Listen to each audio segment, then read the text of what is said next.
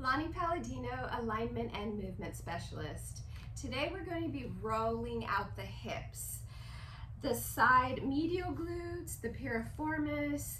We're going to roll across from the sacrum, so you don't want to go onto the lower back.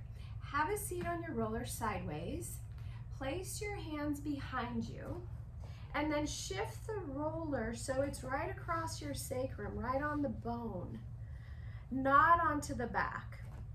You're going to cross one foot over the other, flex the foot, open that knee.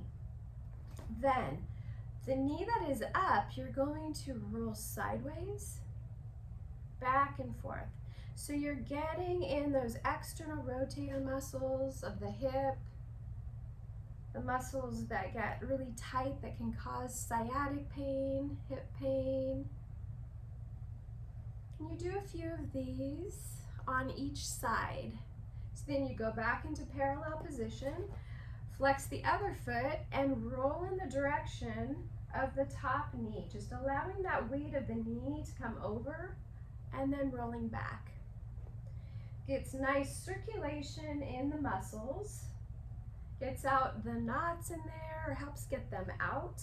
And also in all rolling, it's rolling out the fascia that surrounds the muscles, that helps with hydration and keeps those muscles supple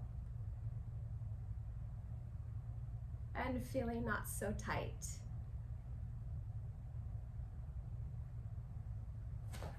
And then just shift off when you're ready.